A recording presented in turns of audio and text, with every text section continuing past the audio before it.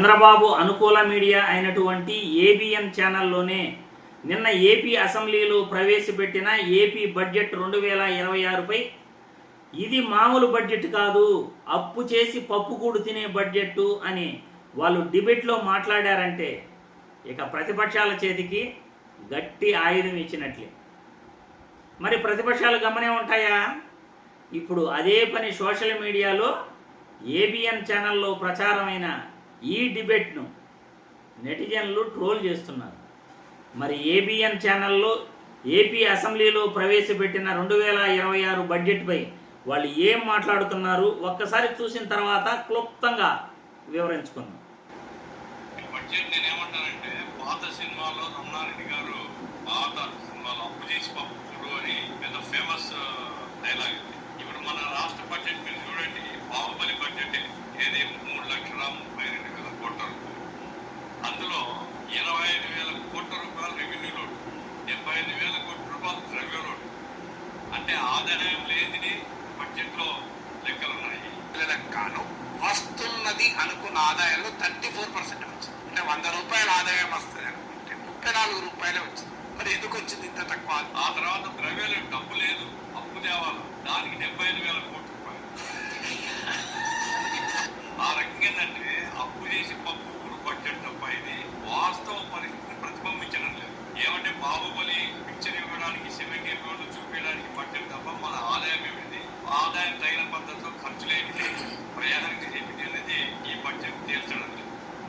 చూశారుగా, చంద్రబాబు అనుకూల మీడియాలోనే సోషల్ మీడియాలో వైరల్ అవుతున్న ఏబిఎన్ ఛానల్ డిబేట్ మీరు చూశారు.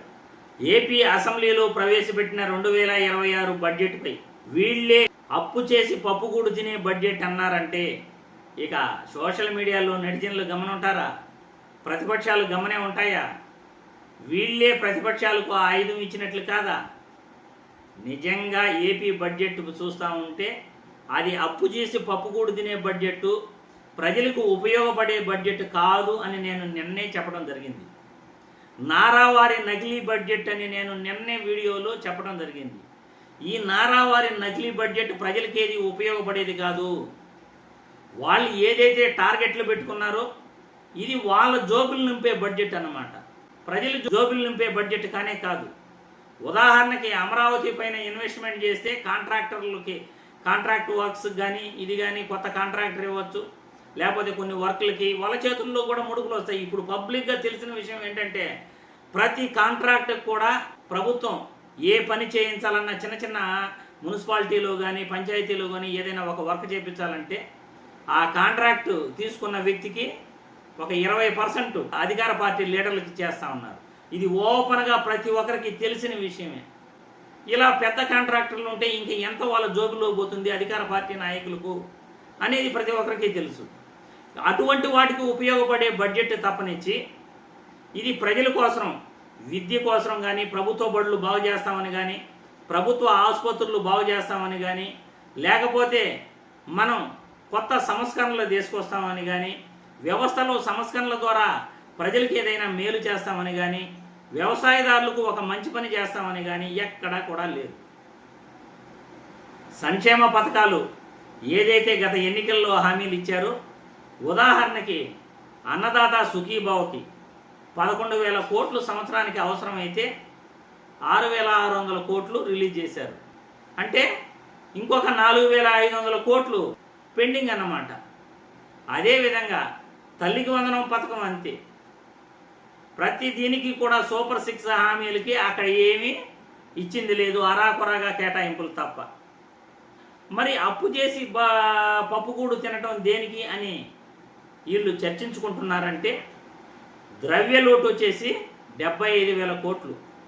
అంటే ఆదాయం మన భాషలో చెప్పుకోవాలంటే ఆదాయం తక్కువ, అప్పులు ఎక్కువ. ఫర్ ఎగ్జాంపుల్ మనం 1000 రూపాయలు మనం సంపాదిస్తే అందులో ఒక 100 రూపాయలైనా పక్కన పెట్టుకుని 900 రూపాయలు ఖర్చు పెట్టుకుంటాం. ఇంట్లో పెళ్లి చేయాలనుకున్నా కానీ, ఒక ఇల్లు కట్టాలనుకున్నా కానీ అప్పుడు అప్పు చేస్తాం, అది అవసరం కాబట్టి. కానీ మన ప్రభుత్వం ఏం చేస్తూ ఉందంటే ప్రతి దీనికి కూడా అప్పులు చేసే పరిస్థితికి వచ్చేసింది. ఆదాయం అక్కడ లేదు. 100 రూపాయలు వస్తుంది అనుకుంటే 30 రూపాయలు కూడా ఆదాయం ఆడ కనపడట్లే. కానీ అప్పులు మాత్రం వేలకు వేలు చేసేస్తున్నారు. మొత్తం అప్పులపైనే ఇప్పుడు రాష్ట్రం నడుస్తూ ఉంది. మరి ఆలోచించండి, ఈ ఆడంబరాలు, ఈ వేల కోట్ల బడ్జెట్ అవసరమా? లక్షల కోట్ల బడ్జెట్ కేటాయింపులు అవసరమా? మన తోక ఎంతో అంత మాత్రమే మనం ఇసురుకోవాలి. మన తోక అంతుంటే మనం పక్క వాళ్ళకు కూడా ఇసురుతాము అంటే ఎలా? మనకు మాత్రమే ఇసురుకోవాలి. ఎంతవరకు వస్తుందో మన తోక అంతవరకే ఇసరాలి, అందరికీ ఇసరాలని చూడకూడదు. ఇప్పుడు రాష్ట్ర బడ్జెట్ పరిస్థితి కూడా, ఏపీ ప్రభుత్వ తీరు కూడా అలాగే ఉంది.